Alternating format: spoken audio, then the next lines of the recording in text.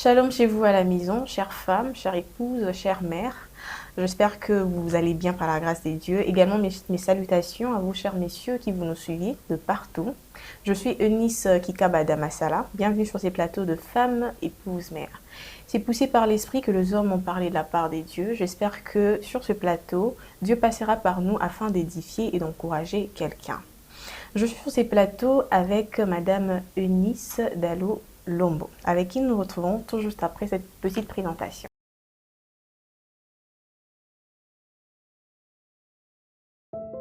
Déjà très jeune, Eunice était entrepreneure, indépendante et même très créative, bien que très timide durant le reste de son enfance. Eunice Dallo Lombo est la fille aînée d'une famille de 4 enfants, de mère Viviane et de père Roland Dallo. Elle est décoratrice d'intérieur, designer, motivatrice, écrivaine. Elle a fait ses études universitaires à Maryville University à Saint-Louis aux États-Unis. Après ses études, elle décide de rentrer dans son pays pour travailler et montrer son potentiel dans une entreprise de la place pour acquérir de l'expérience de terrain. Partant de cela, elle s'est également lancée dans le sponsoring avec sa structure d'événements qu'elle a créée, Mwinda, festival pour célébrer la lumière en chaque femme. Eunice Dallo est mariée au pasteur Lord Lombo, avec qui ils ont 2 enfants. Elle est une femme congolaise, chrétienne, épanouie et surtout une femme qui essaye toujours de maintenir l'équilibre entre son temps pour Dieu, pour soi, pour ceux qu'elle aime et le temps d'exploiter ses dons.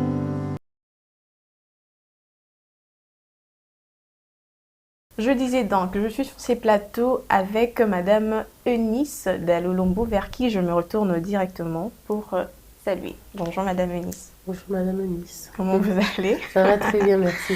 Ça me fera toujours rire quand c'est Madame Eunice, Madame Eunice.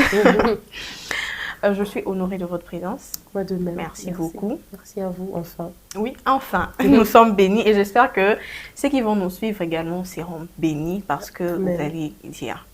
Alors avant d'aller un peu plus loin, pouvez-vous nous dire qui est Eunice Dallo Lombo? D'accord, je m'appelle Eunice Dallo Lombo. Je suis épouse de Lord Lombo, Mahaba, et je suis mère de 2 enfants.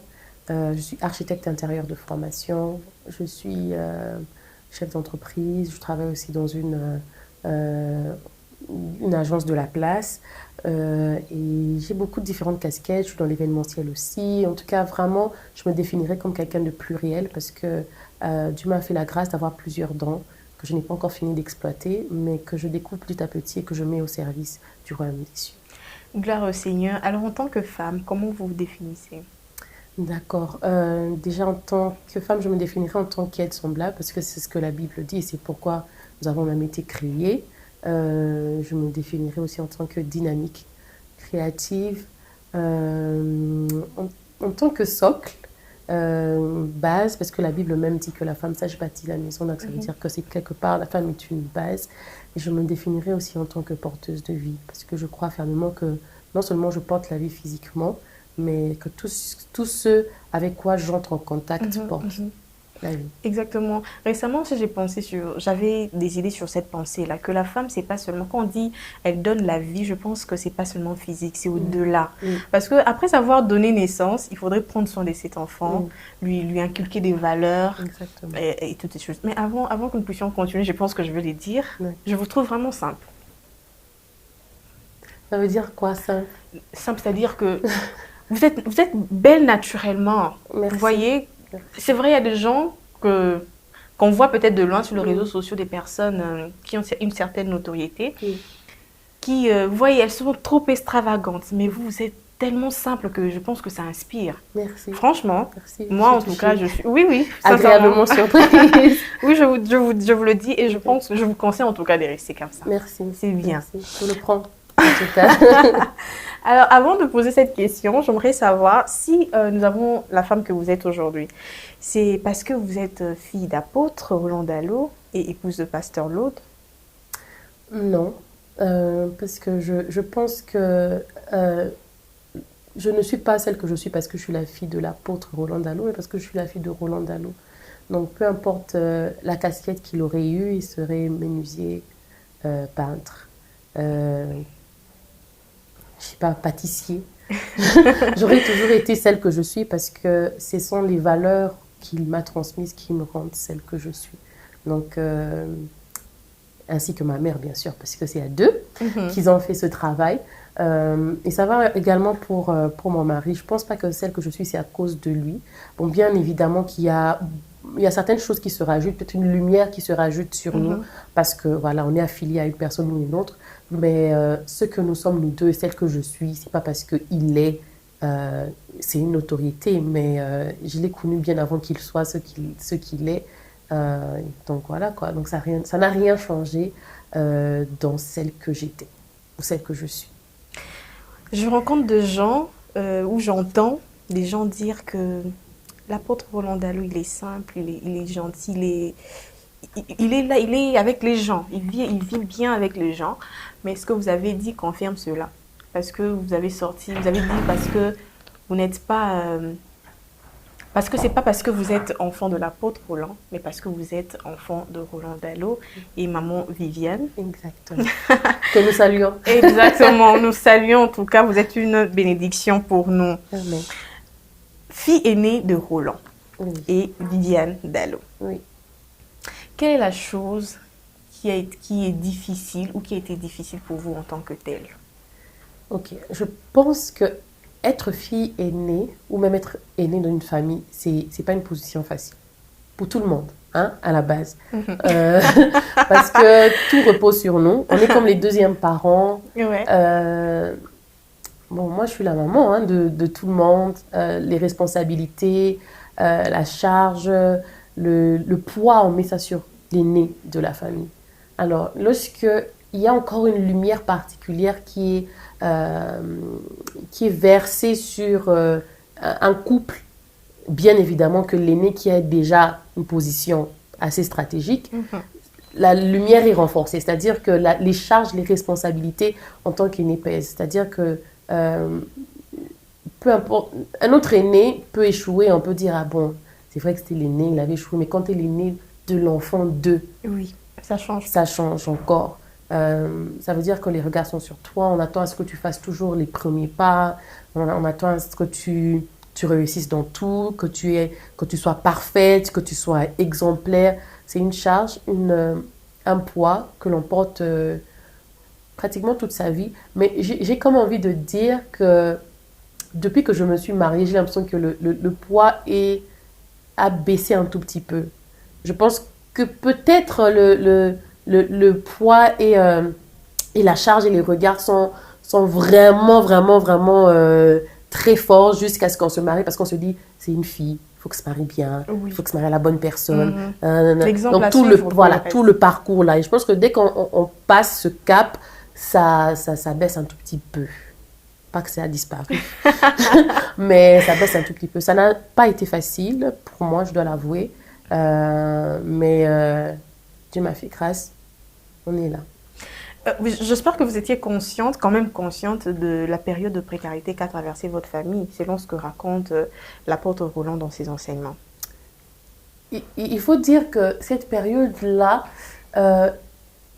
c'est vrai que quand il en parle dans ses prédications, c'est là que je me rends compte de plusieurs choses, parce qu'en vrai, et mes sœurs peuvent le dire, hein, on n'a jamais senti. Et même on leur a dit une fois, on n'a jamais su qu'on était pauvres. J'ai jamais senti qu'on avait moins de moyens que les autres ou qu'on passait par des temps difficiles. En tout cas, on ne nous a jamais fait sentir ça. C'est plus tard, justement, lorsqu'on a eu plus, que l'on s'est dit, ah, donc il y avait mieux. Ah, donc, on peut faire aussi ça. Mais pendant le temps, on passait par la précarité. Pour nous, c'était ça, c'était bien. On était satisfaits. Nos parents nous ont toujours appris le contentement. Donc, on ne s'est jamais senti moins que les autres ou ayant moins. Pas du tout. Ma mère faisait des choses du genre, pendant nos anniversaires. Bon, à cette époque-là, comme je dis, moi, je ne savais pas que c'était parce qu'on n'avait pas d'argent. Mais on rentrait à la maison, on avait nos photos sur le mur, et à chaque anniversaire, donc dépendant de la personne, elle décorait la photo, au-dessus de la photo, elle mettait joyeux anniversaire, et vraiment toute une décoration, et on soufflait le gâteau là, et puis c'était fini. Mais pour moi, c'était comme ça chez tout le monde. Et c'est plus tard qu'on a réalisé que non, en fait, c'est parce que justement, elle n'avait pas de moyens de nous organiser des fêtes qu'elle faisait ça comme ça. Et voilà, je pense qu'ils ont très bien géré cette période-là parce que pour qu'on ne sente même pas qu'on n'avait pas, c'est quelque chose. Je pense qu'on doit avoir des enseignements près d'eux pour que nous aussi, en tant que parents, que nous puissions faire la même chose quand nous allons peut-être traverser par le moment de feu. Sinon, ça m'étonne vraiment de ce que vous dites. Mais en tout cas, c'est un très bel exemple. C'est ça prouve qu'on peut vraiment apprendre à nos enfants le contentement. Waouh, gloire au Seigneur. Mais dites-nous, parfois on a l'impression que le fait de naître dans une famille où les parents craignent déjà Dieu, c'est qu'on a commencé comme ça le parcours avec Dieu, puis c'est parti comme ça. Il y a eu un moment où vous avez vraiment personnellement rencontré Dieu? Oui. Pour moi, déjà très jeune, on m'appelait doctrine parce que j'aimais beaucoup lire la Bible, faire des débats bibliques. Mais il faut dire qu'en ce moment-là, c'était vraiment la doctrine, un peu comme les scribes. Je maîtrisais la parole, mais la parole n'avait pas encore fait un travail de fond en moi. Donc j'étais un peu comme un tombeau blanchi. Vous pouvez me parler de... Je peux faire des débats bibliques, vous expliquer et tout ça. J'aimais bien... Moi, bon, jusqu'aujourd'hui, on dit j'aime bien débattre. Donc, j'aimais bien débattre sur la Bible parce que c'était le milieu dans lequel je suis née. Mais à l'âge de 8 ans, j'accepte Jésus-Christ comme Seigneur et Sauveur. Mais c'est à l'âge de 15 ans que j'ai vraiment, disons, commencé ma vraie marche avec le Seigneur. J'ai redédié ma vie au Seigneur à l'âge de 15 ans. Et c'est vraiment là que mon histoire avec le Seigneur a commencé. Parce que je me suis rendu compte que de 8 à 15 ans, je connaissais la parole, j'étais à l'église, je maîtrisais l'église. Un peu comme fils de Samuel, mais moi-même, j'avais pas de relation personnelle avec Dieu. Et c'est à 15 ans justement que j'ai redédié ma vie, que je dis non Seigneur, j'aimerais vraiment avoir vraiment cette relation avec toi, pouvoir vivre ces expériences que je vois dans la Bible avec toi, pouvoir expérimenter ce que papa et maman expérimentent vraiment, mais avec toi, que ce ne soit plus le Dieu de papa et maman, mais que tu deviennes aussi mon Dieu à moi. Donc, c'est à 15 ans que cette histoire a commencé. Bon, certainement, il y a d'autres personnes qui ont déjà dépassé l'âge de 15 ans. Ils sont enfants de pasteurs et ils sont en train de se battre encore avec la chair, si on peut le dire comme ça. Que diriez-vous à cette personne-là? Bon, la bataille de la chair, c'est continu. Hein, c'est jusqu'à ce que Dieu revienne. Oui, mais peut-être que la personne s'est dit que je suis une honte pour papa parce qu'il est pasteur, mais moi, j'agis comme ça.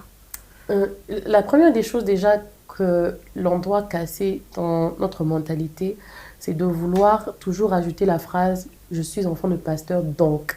Non, on ne fait pas les choses parce qu'on est enfant de pasteur, on n'agit pas parce qu'on est enfant de pasteur, mais parce qu'on est enfant de Dieu d'abord. Donc, il ne faut pas qu'on me culpabilise ou que je ressente une culpabilité parce que je porte la casquette d'enfant de pasteur. La transformation, la marche avec Dieu doit être quelque chose de personnel. Donc, ça veut dire que je cherche à devenir meilleur pour Dieu, pas parce que je suis l'enfant d'eux. Parce que lorsqu'on cherche à plaire le pasteur qui est notre père, ou maman pasteur qui est notre mère, ou encore les membres de l'église, il n'y a pas une transformation personnelle. Ce n'est pas une transformation profonde. C'est superflu. Et ce qui fait qu'on rechute constamment parce qu'on cherche à plaire à l'homme et on ne cherche pas à plaire à Dieu. Mais lorsque nos yeux deviennent fixés sur Dieu, on grandit mieux et même notre marche est différente. C'est un peu comme ça que moi j'ai dit, de 8 à 15 ans, tu vis une vie, tu es exemplaire, tu entres dans le norme de, voilà, très bonne fille, de pasteur et tout ça, mais au fond, il n'y a rien. Mais lorsque tu te rends compte que, voilà, je remplis peut-être les critères, mais au fait, à la fin de la journée, est-ce que j'irai au ciel? C'est ce qu'il faut se poser la question. À la fin de la journée, est-ce que j'irai au ciel? À la fin de la journée, Dieu me dira, bon et fidèle serviteur. C'est pas mon père qui va me dire, bon et fidèle serviteur. C'est pas l'église qui va me dire, bon et fidèle serviteur. C'est pas les réseaux sociaux qui vont me dire, bon et fidèle serviteur. C'est Dieu. Donc, la personne que je cherche à plaire, c'est Dieu. Je cherche d'abord une relation personnelle avec Dieu. Je dois sentir au fond de mon être que que j'attriste le Saint-Esprit, pas que j'attriste le pasteur, pas que j'attriste les membres de l'Église. Lorsque je sens que je commence à attrister le Saint-Esprit, c'est là que la transformation commence, parce que c'est là maintenant que je réalise qu'au-delà des hommes, il y a Dieu à qui je dois plaire. Gloire au Seigneur, et chercher d'abord le royaume des cieux, en tout cas. C'est un très bel exemple et on doit mettre ça à la lettre. Le plus important, c'est de se dire où est-ce que je passerai mon éternité. On doit courir sur le fait de plaire à Dieu et non de plaire aux hommes. Parce que les hommes, toutefois, ils n'ont pas des fins. Tu vas faire A, ils veulent B, et tu fais le B, ils veulent les C. Donc, Exactement. il faudrait servir le Seigneur et c'est là qu'on sera totalement épanoui. Donc, fermez les yeux sur ce que les gens vont dire. Concentrez-vous d'abord sur le royaume, sur Dieu. Que le Saint-Esprit vous aide en tout cas à marcher dans la droiture. Amen. Vous avez évoqué les réseaux sociaux à la fin, que ce ne sont pas les réseaux sociaux qui diront de vous bons et fidèles serviteurs. Mais quand même, les réseaux sociaux, ça parle et ça vous affecte parfois. Bon, on est des êtres humains, donc bien évidemment que nos émotions sont parfois atteintes. Mais je dirais, bon, faut créer une nuance. Je suis quelqu'un de, bon, disons, avant j'étais quelqu'un vraiment j'étais connue parce que je suis enfant de pasteur à l'église et tout ça, mais vraiment toujours dans mon petit coin, très discrète sur ma vie. C'était plus les œuvres que je faisais, c'est-à-dire l'entreprise, les conférences et tout ça. Et puis après, bon, il y a eu un shift, bien sûr, avec les fiançailles, le mariage et tout ce qui vient avec. Tout le monde veut connaître vraiment ton intimité, qu'est-ce qui se passe. Et donc, je pense qu'il y a une différence lorsque l'on est sur les réseaux sociaux, on est sur les réseaux sociaux et que l'on critique ton travail, ça n'atteint pas tes émotions. Ça, c'est quelque chose d'intellectuel. Donc, ça touche là. Tu cherches beaucoup plus à savoir comment je peux faire pour m'améliorer.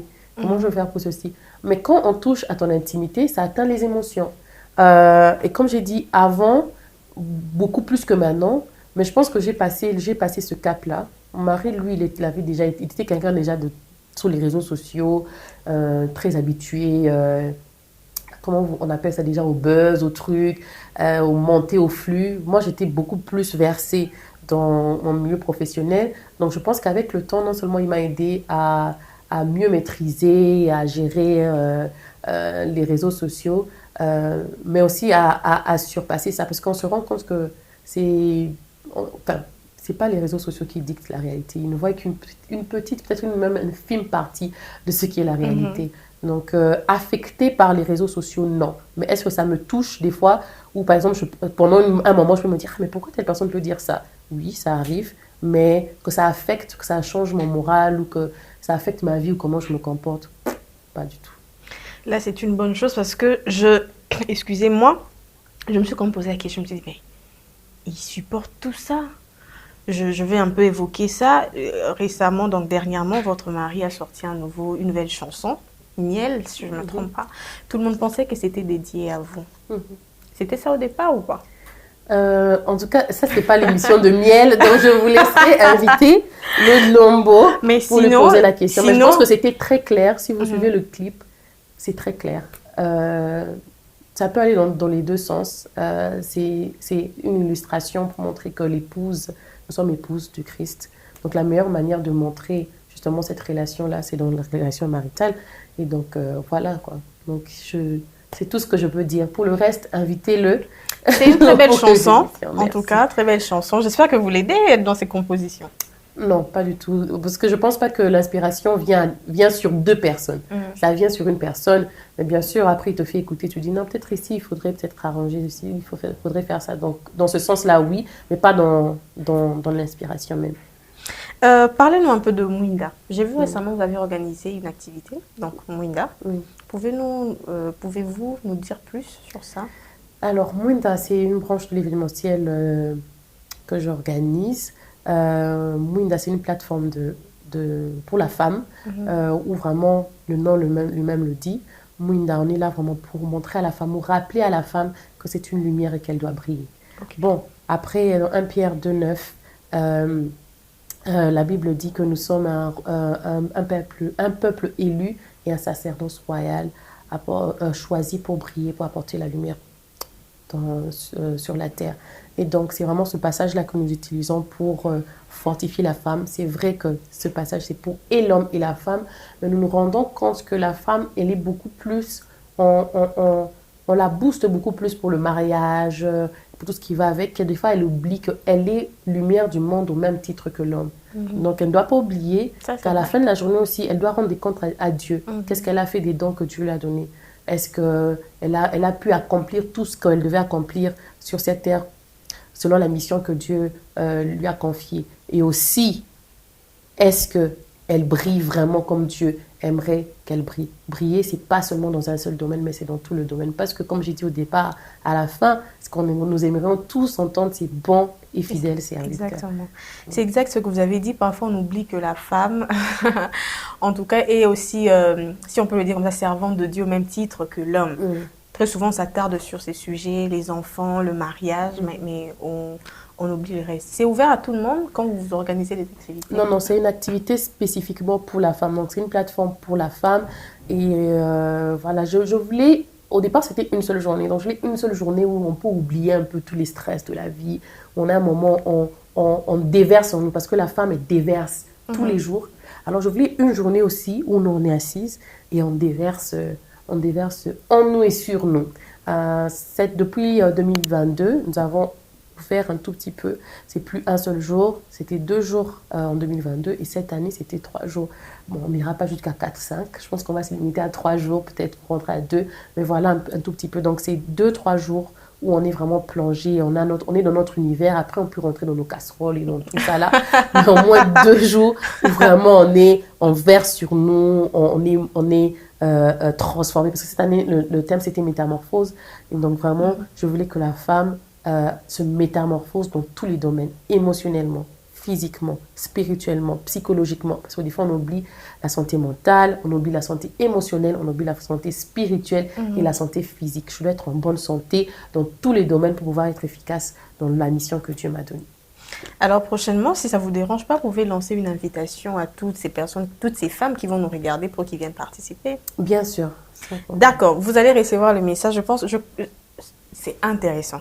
C'est intéressant parce que ce que vous dites, c'est vrai. La femme s'oublie, la femme ne sait pas qu'elle doit être en bonne santé, moralement, mentalement, sur tous ces points, parce que c'est elle aussi qui gère. Donc, si elle ne va pas bien, c'est quelque chose. Ça affecte tous les Exactement. domaines. Vous avez fait vos études à l'étranger. Oui.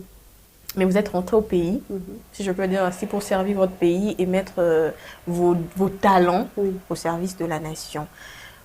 Pourquoi retourner au pays? Pourtant, là, peut-être vous avez fait vos études à l'étranger, vous avez plusieurs opportunités. Pourquoi retourner au pays?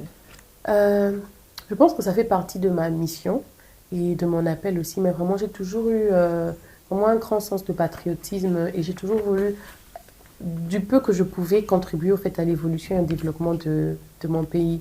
Après, ça peut être peut-être une petite vague dans l'océan, mais au moins, j'aimerais au moins essayer d'être cette petite vague dans l'océan. Donc, je sais pourquoi je suis rentrée. Je me souviens même que pour rentrer, c'était tout un grand débat parce que à la base aussi, mon plan, c'était peut-être de rester travailler à l'étranger pendant 5-10 ans.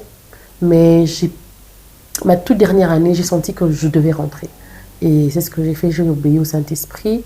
Et là, ça fait 10 ans depuis que je suis revenue. Voilà, ma vie a pris un autre tournant. Vous offrez vos services aux célébrités profanes.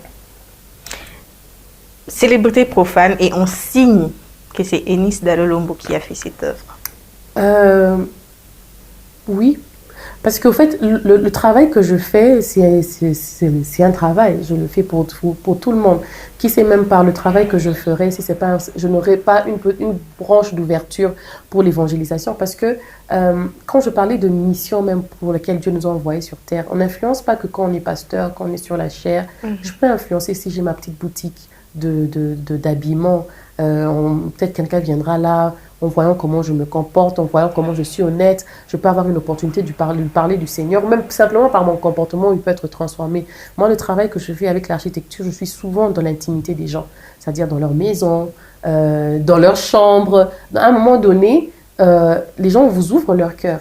Et des fois, je me retrouve à être psychologue parce que tu commences à répondre à des questions, à des préoccupations. Et pourquoi pas utiliser ça pour toujours évangéliser. Donc moi, j'offre mes services, à moins que ce soit quelque chose qui va à l'encontre de mes valeurs et de l'éthique et aussi de ce que la Bible dit. Là, je ne prendrai pas. Mais tant que je suis nette, je le fais. C'est quoi exactement le nom de votre entreprise de design? qu'on a tout récemment, bon, la plupart des gens connaissent ça sous le nom de Ara Design, mais on a tout récemment changé le nom. Donc, c'est Ara Arts and Events. Donc, on a juste rajouté l'art et l'événementiel. Donc, Ara, art et événementiel. D'accord, je crois que nous allons projeter quelques images de vos œuvres. Et avez-vous l'appel à la pastorale? Bon, c'est bizarre de dire ça comme ça, parce que dès que vous avez dit ça, j'ai pensé à tout ce qui s'est dit déjà sur les réseaux sociaux, dans le sens où quand si telle personne commence, ou tel pasteur, on le consacre, il faut aussi que sa femme finalement finisse par la consacrer. J'ai pensé à ça rapidement, mais on va laisser ça de côté. L'appel à la pastorale, je pense que j'ai un appel au ministère, je pense que j'exerce déjà mon appel au ministère. Est-ce que je finirai par être pasteur? Je ne sais pas, je sais pas. Mais en tout cas, ce qui est sûr, c'est que j'ai un appel et je suis déjà en train de l'exercer. Je pense que beaucoup de gens disent que, et moi aussi, je suis parmi ces gens qui disent que vous êtes une famille bénie parce que récemment, on a vu votre sœur devenir pasteur. Oui. C'est quoi l'émotion? Beaucoup d'émotions mélangées. Hein. Mais vous vous sentez quand même rassuré dans votre famille? C'est-à-dire que vos enfants, ils grandissent dans un environnement, vous savez que si par exemple l'enfant veut prendre la gauche et que ce n'est pas une bonne direction, il y a quelqu'un, je peux en tout cas me confier à quelqu'un, je sais que ma soeur va ramener l'enfant au droit chemin. Oui, c'est rassurant et c'est bien d'avoir justement ce garde-fou-là, mais en même temps aussi c'est une responsabilité, ça fait peur parce que tu dis tout le monde est tellement droit. Ou bien, bon, du moins on fait, parce que c'est pas qu'on est parfait. On a eu aussi nos moments de faiblesse et nos moments où on s'est égaré. Bon, moi, ce qui est bien, c'est qu'on sait qu'on a un cocon où on peut facilement remettre quelqu'un sur le chemin. Comme je dis, c'est une responsabilité parce qu'on se dit, on vient d'une certaine lignée, on prie que la suite aussi soit qu'on aille tous au fait sur cette même longueur d'onde. Gloire au Seigneur. Alors, Madame Eunice Dalolombo, si vous étiez un verset biblique, lequel seriez-vous? Sans hésiter, Proverbe 4, 23. Pourquoi? Le Proverbe 4, 23 dit garde ton cœur plus que toute autre chose, car c'est d'elle que découlent les sources de vie. Je pense que toute ma vie, c'est une vie de garder son cœur. Et donc voilà, je pense que le plus j'évolue aussi, le mieux je comprends ce verset parce que j'aime beaucoup. La Bible dit garde ton cœur, donc c'est pas la responsabilité de quelqu'un d'autre. C'est ma responsabilité. Lorsque je vois le parcours de mes parents, ce parcours n'est passé, si Dieu n'avait pas gardé le cœur de mes parents, Dieu n'avait pas gardé mon cœur, je ne serais pas ici. Si je vois tout ce qu'il y a eu avec mon père pendant une certaine période où on l'a traité de tout et on a même dû quitter l'assemblée là où on était et tout.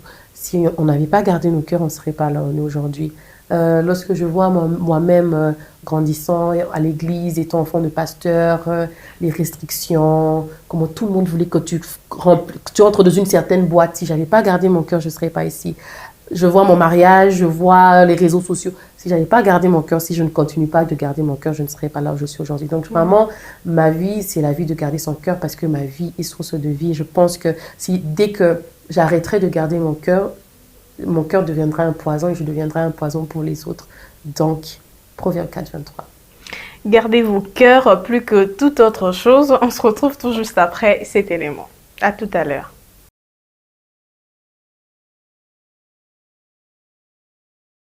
Depuis mars 2020, nous avons mis en place une chaîne de télévision avec des programmes de qualité qui vous gardent dans la foi et dans la communion avec le Saint-Esprit. Et ce, tous les jours avec une équipe très motivée et passionnée pour l'évangélisation à travers les médias. La vision que le Seigneur a mise dans nos cœurs depuis 2013 est non seulement d'orienter ses brebis vers les églises ayant une bonne doctrine chrétienne, mais surtout d'amener l'Église à abandonner sa manière de penser humaine pour épouser celle de Dieu révélée dans sa parole à travers la Bible, notre parchemin. Contenu dans un seul mot grec, métanoïa. Cela est devenu pour nous notre leitmotiv. C'est pour ça que notre cœur bat. Lorsque nous avons reçu cet appel de la part de Dieu pour démarrer ce ministère médiatique, ce fut un acte de foi que nous avons posé. Et depuis, par la grâce de Dieu, nous sommes parmi les chaînes évangéliques les plus suivies de la francophonie. Mais nous ne comptons pas nous arrêter là. Nous sommes très encouragés par vos différents messages et témoignages que nous recevons chaque jour et nous vous en remercions vivement. Mais quand mieux faire est possible, bien faire n'est jamais assez. nous inspirons donc à bien d'autres choses, telles que intégrer les bouquets satellitaires, être capable de tourner de nouvelles émissions plus édifiantes, vous offrir des films chrétiens les plus récents et voire même traduire celles qui n'ont pas de version française. Vous faire découvrir davantage la profondeur et la richesse de la parole de Dieu enfouie dans la crème des orateurs répandus à travers le monde. Bref, vous offrir des contenus de qualité 100% chrétiens. Mais la réalité est que nous sommes butés à des difficultés de plusieurs natures. Nous avons un effectif très limité d'argent. Nous travaillons avec des bénévoles qui sont à temps partiel. L'espace où nous sommes ne nous suffit plus. Les bureaux sont trop étroits et des matériels insuffisants pour nous permettre de réaliser toutes nos prévisions afin d'atteindre nos objectifs. Voilà pourquoi nous faisons cet appel, afin d'élargir notre spectre de travail pour qu'ensemble, nous parvenions à écrire une nouvelle histoire au sein de l'Église locale. Rejoignez-nous dans cette mission de grande envergure. Faites-nous part de votre don volontaire en accédant sur notre site web ou application mobile. Cliquez sur le bouton « Donner », choisissez votre mode de paiement par Mobile Money ou Mastercard. Si vous optez pour le Mobile Money, inscrivez le montant de votre don, choisissez votre compte Mobile Money et insérez votre numéro de téléphone, puis validez votre paiement. Vous recevrez une notification confirmant votre paiement. Si vous choisissez pour un paiement Mastercard ou Visa, insérez le montant de votre don volontaire, remplissez votre identité suivi de votre numéro de téléphone, votre email, votre numéro de carte Visa ou Mastercard, la date de validité de votre carte Mastercard ou Visa, insérez les 3 chiffres du code CVV juste à l'arrière de votre carte, puis validez votre paiement. Vous avez aussi la possibilité de faire un virement bancaire via le numéro du compte. Pour ceux de la République démocratique du Congo, utilisez que la partie assurée. Vous avez encore la possibilité de faire une transaction via MoneyGram, Ria Money, Western Union au nom mentionné ci-dessous.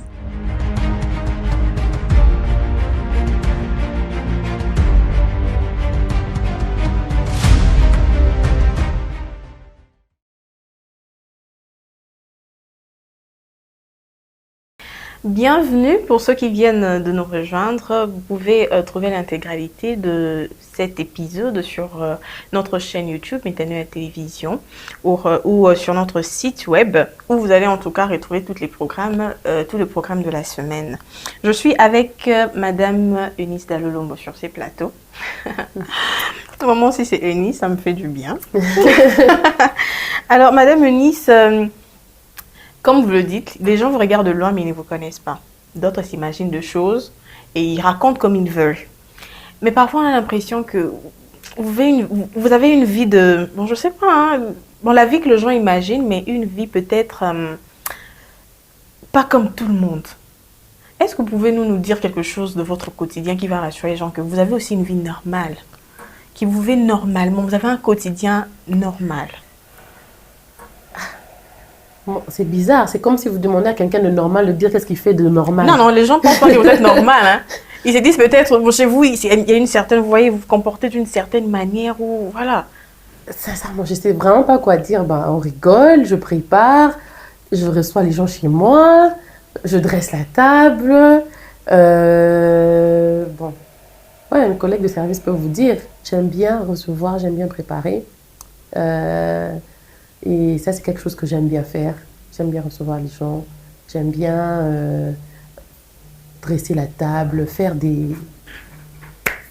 Bon, je ferai pas des événements à la maison, mais j'aime ça. Je fais les courses. Je pense que beaucoup de gens m'ont déjà vu dans les alimentations. J'aime bien faire les courses moi-même. Je vais à Zikida moi-même. Il y a certaines personnes qui m'ont rencontré. Je pense, oui, il y a certaines personnes qui m'ont rencontré qui...